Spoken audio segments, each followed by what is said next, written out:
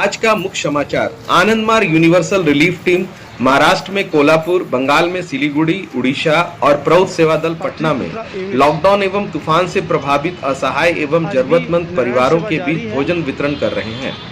Advocate Ramachal जी तत्सभा को संबोधित करते हुए वेद में ब्रह्म विज्ञान का व्याख्यान प्रस्तुत किए।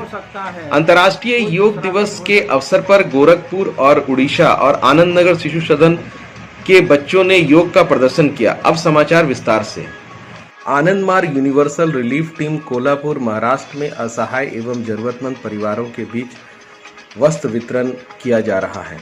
आनंदमार्ग का उद्देश्य है आत्मोक्षार्थम जगत हिताय च, जगत के कल्याण के लिए आनंदमार्ग विश्व स्तर पर सेवा मूलक काम कर रहा है। Anandmarg universal relief team Orissa में तूफान प्रभावित क्षेत्रों में असहाय एवं जरूरतमंदों के बीच में भोजन वितरण कर रहे हैं। तूफान ने इन क्षेत्रों में भारी तबाही मचाई है। लोग बेघर हो गए हैं, दाने दाने के लिए मोहताज हो रहे हैं। ऐसे में आनंदमार्ग यूनिवर्सल रिलीफ टीम लगातार 22 दिनों से मानवता की सेवा में जुटे हुए हैं।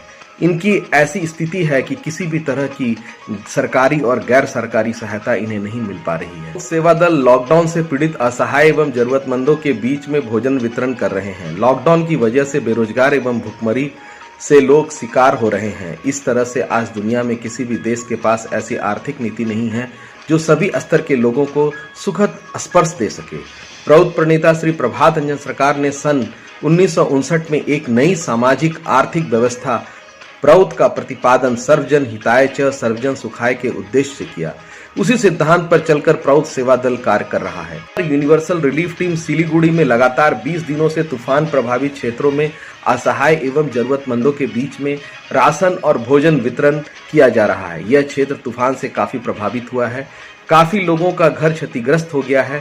ऐसी परिस्थिति में आनंदमार्ग पीड़ित मानवता की सेवा में दिन रात लगा हुआ है। आनंद मार्ग के प्रवर्तक श्री श्री आनंद मूर्ति जी का कहना है कि प्रत्येक मनुष्य को उसके जीवन को सुंदर रूप से बनाने में उत्साह दोगे। कोई भी किसी भी अवस्था में यह सोचने का अवसर ना पाए कि उसका जीवन व्यर्थ हो गया है।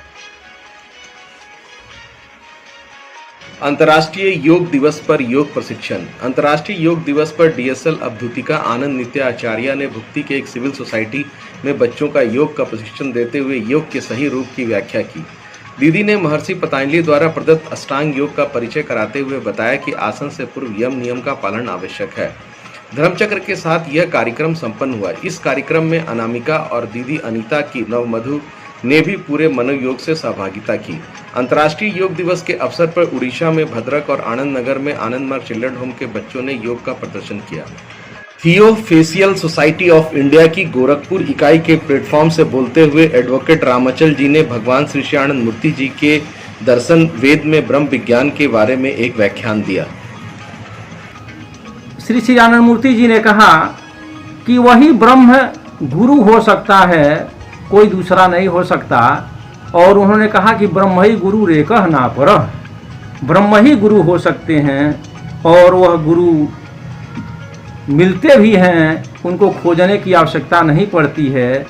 कब किस अवस्था में मुक्त्याकांक्षा सदगुरु प्राप्ति। आनंद सूत्रों में उन्होंने सूत्र दिया कि जब मुक्ति की प्रबल आकांक्षा हो जाती है तो सदगुरु खुद ब खुद मिल जाते हैं, उन्हें खोजने की जरूरत नहीं पड़ती है।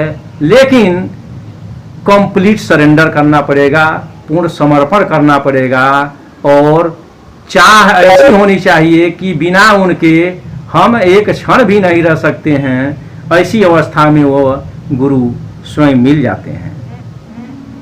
ब्रह्म भी दो प्रकार के बताया गया, एक निर्गुण ब्रह्म, दूसरा सरगुण ब्रह्म।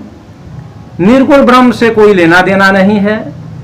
सगुण ब्रह्म है, गुणों के बंधन में है। और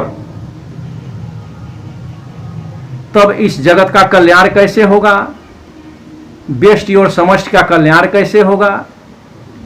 तो निर्गुण और सगुण के जो बीच का एक केंद्र बिंदु है, जिसे कहा गया, श्री श्री आनंद मूर्ति जी ने आनंद सूत्रम में कहा कि भाव भावतीत सेतु तारक ब्रह्म। भाव और भावातीत दोनों के बीच में एक सेतु है, एक पुल है, जिसे जोड़ा हुआ निर्गुण और सगुण के दोनों को मिलाकर के जोड़ा गया है।